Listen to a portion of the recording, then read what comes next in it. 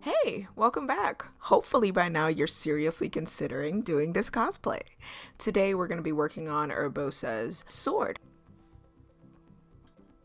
We're going to start off with a freehand drawing of the pattern because I couldn't find one online, so I just kind of looked at a reference and drew a picture. Everything's going to be made out of foam, so you make sure you transfer your pattern to your foam and then you cut it out, and you should have something like this. We're going to need our foam sword to be very firm, so I'll be filling the inside of my foam with a wooden with a wooden boning.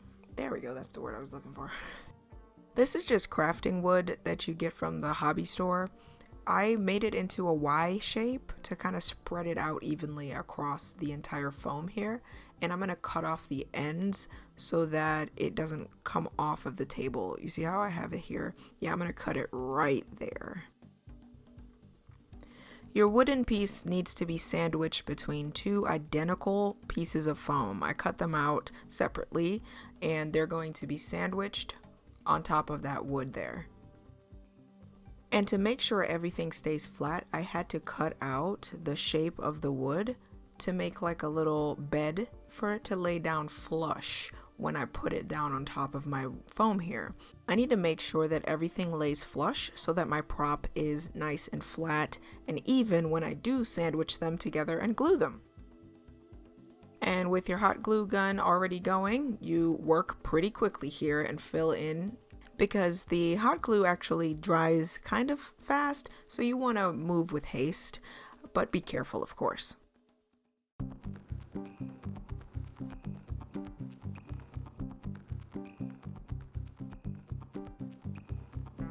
Then hit everything one more time with the glue so that everything is secure and you feel pretty good about getting ready to sandwich these guys. What I used here was the contact cement, and I'm just going to press that down, making sure that it's aligned first before we even touch those edges together, because it's a one shot. You can't go back. Do not miss your chance to blow. You only get one opportunity in this lifetime, okay? 8 Mile. Give everything a good strong press so that everything connects, and yeah, after that's all touching, they're not coming apart. You're done. For the next step, we need to shape our sword prop. So I'm going to draw a line down here to kind of section off where I want to cut and or trim. And I'll be using an X-Acto knife. I do regret using this knife though, because it gave me a jagged finish. I would recommend using a different type of X-Acto knife with a longer blade. The idea is to just cut off the edges and make it look more like a realistic sword prop. I cycled through a couple different types of knives and nothing really did what I wanted until I got this knife here, which is the longer kind of X-Acto knife. You need a very sharp one to get you really sharp, clean lines. I need practice, but this was the best knife I ended up using. And because I learned far too late, this is how jagged everything looks and I hate it. So I'm going to be using forming foam that will help me kind of smooth this out. I'm going to fill in the area so that it looks a little more smooth and not so rough.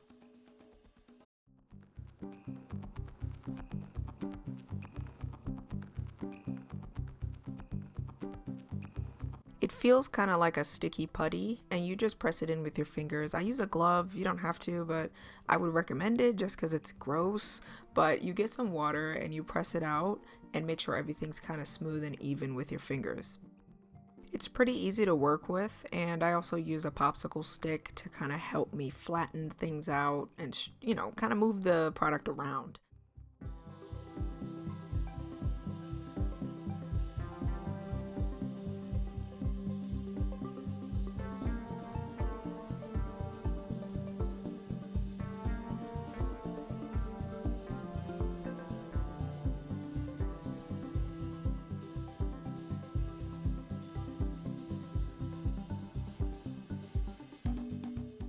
And after everything was completely dry, this was some days later, I had my husband use a nail filer and kind of shear everything down to try and smooth it out even further.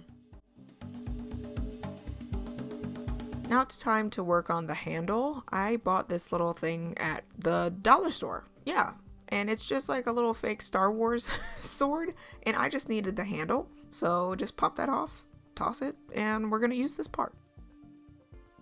For the handle, you're gonna need that piece there that popped up in the bottom left, the part that I'm drawing in red. That is a part of the handle, and I cut it out and formed it with a heat gun.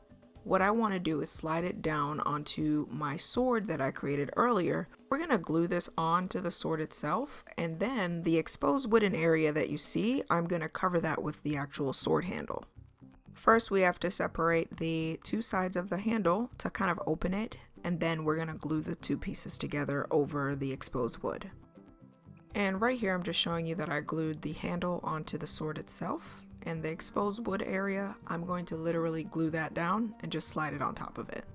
But before we do that, I did want to show you one last detail that I did put on the sword. I used some sculpting clay that I got from the crafting store, and I created this little diamond shaped thing that I put on top of my sword handle. It comes out really hard when you're finished, so it's very strong. All I need to do now is glue this to the top of my handle, and we're ready for the next step.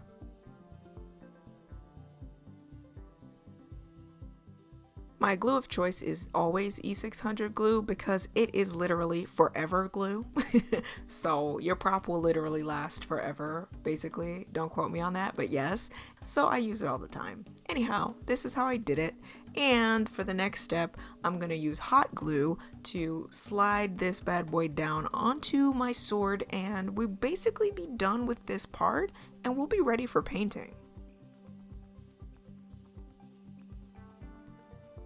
Oh yeah, don't forget to wrap this part around and glue it as well. Also, you have to use a primer before you start any painting. I used Plasti Dip.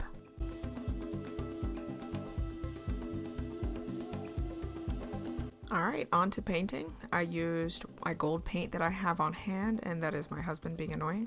But I used the paint that I have on hand, and I hand painted this whole little handle part. Take your time. Make sure your lines are as clean as they can be, and then you're going to add in your extra colors.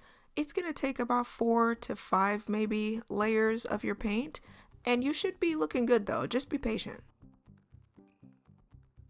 And make sure you protect your handle with a plastic bag or something. Then you're going to want to hit it with your silver metallic paint all over. This is what we're going to look like, pretty shiny. And she looks so good. I'm so happy with this thing. It turned out amazing. Just look at that reflection. Come on. Come on. And here's some still shots of her devastating blade. There's plenty more to come in this series. Stay tuned, and thanks so much for watching.